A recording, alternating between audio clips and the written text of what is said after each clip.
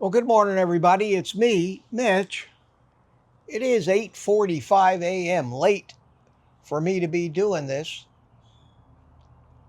Welcome to Morning Coffee with Mitch. For reasons you'll understand in a minute, I've already finished my coffee, already finished half a cigar. I've been out here since before 7 a.m. trying to record my morning video, and I found it frustrating and impossible because I keep going places with these little speeches that I don't really want to go. One speech, I got philosophical. This is the fourth or fifth iteration of this. And I want to put something out this morning. It's not going to be a long one. I don't think it's going to be a funny one. But I hope that, if nothing else, I can impart a little bit about what's going on down here in Florida right now. The fear, anxiety, and confusion as millions of people are out there scurrying around like rats right now, evacuating. There are people that are in imminent danger, have to evacuate, need to get away from what's going to be massive flooding, especially along the West Coast, especially from the places that were devastated not just 2 weeks ago. This is going to be worse. I feel for those people. The roads have been a nightmare yesterday. Maybe they're a little better today. A lot of people have made their plans. They've made their hotel reservations. So many people have evacuated from the West Coast, have come here to Central Florida or Southeast Florida. And they're pretty well set, and they're going to have to wait, knowing they got nothing to go back to. That is a life-altering tragedy. My deepest sympathies. And even though I'm not a religious man, there are a lot of religious sayings that apply.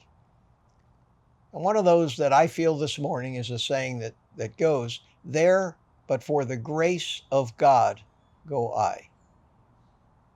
I don't attribute that to anything supernatural.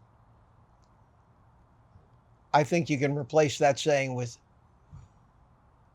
"There, but for the grace of luck, there, but for the grace of random probability, go I." Whatever your personal beliefs, it means the same thing, that I'm lucky and fortunate, more fortunate than so many other people. And I sit here this morning, concerned about myself and my home, preparing for something that might be bad, might not, probably not life-threatening in any way. I'm not worried about surviving, which so many people are. And thinking about ways to minimize, if nothing else, my inconvenience through what might be a long power failure and a slight possibility that I may not be able to live in my home if things take a turn for the worse. And they could take a turn either way right now. And we still don't know. And that's the hard part. We don't know.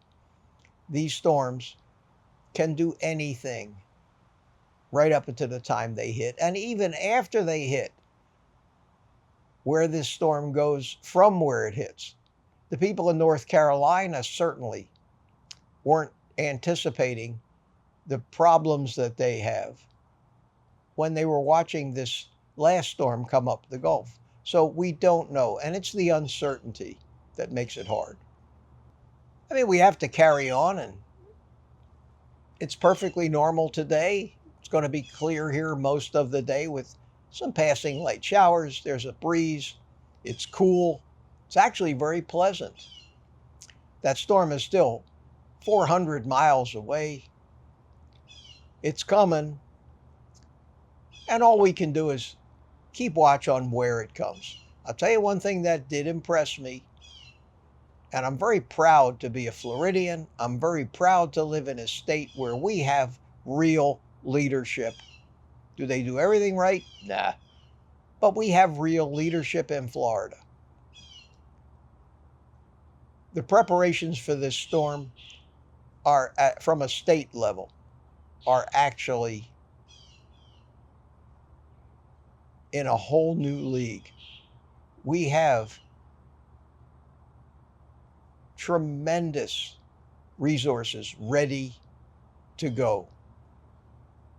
Are they going to be able to help everybody? How could they? There are millions of people out there scurrying around like roaches when you turn the lights on. They just think, I need to get away. Many of them do, but many of them who don't need to get away are trying to get away. You can't blame them. We're all afraid. Anybody who isn't concerned right now is living in a fantasy world.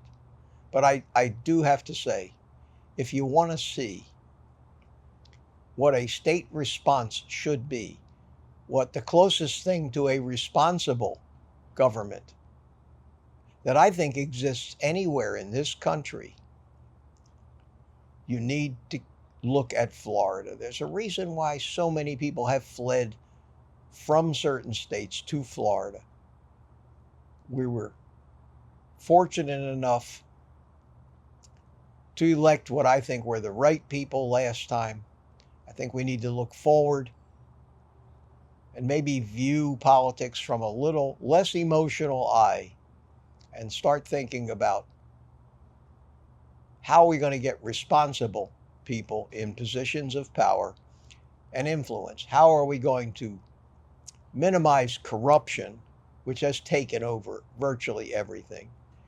And if we want to look at an example, we just need to look at how screwed up most government advice has been concerning the health of most Americans and freedoms and the economy. So I won't tell you who to vote for. But I think the most important thing we should consider in looking at the messages of these different politicians before this election happens very shortly is who seems to have a grasp of reality and who is only trying to figure better and better ways to manipulate people emotionally. I think that if you even open your eyes, it's very obvious, but unfortunately, personal agendas and ideology that we each have actually keep us from doing the smart thing. The same kind of things that keep us eating poisonous foods. Most people will fall into that. And it's scary in a lot of respects. We need to ride out this storm. Rest assured, I will do whatever I have to do to survive. And I'm not really worried about my life being in imminent danger. I'm trying to minimize the inconvenience that I have and the damage that I have.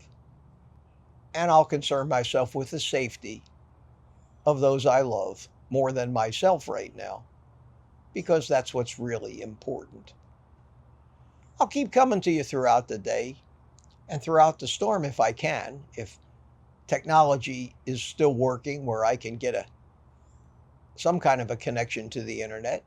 Most likely it'll be through cellular, which is going to be way overtaxed, and that may be. So if you don't hear from me after tomorrow, please don't worry, I'll be okay, and I'll try to keep you informed.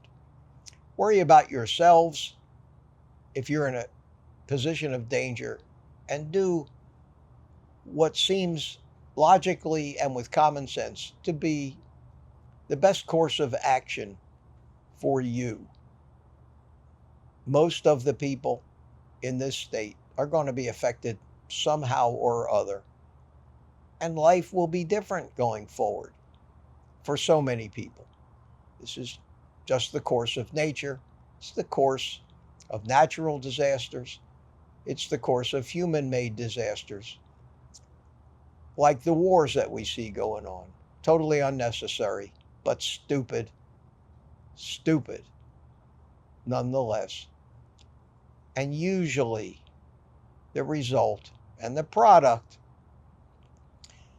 of the misconceptions, the superstitions, and maybe basically human nature in general.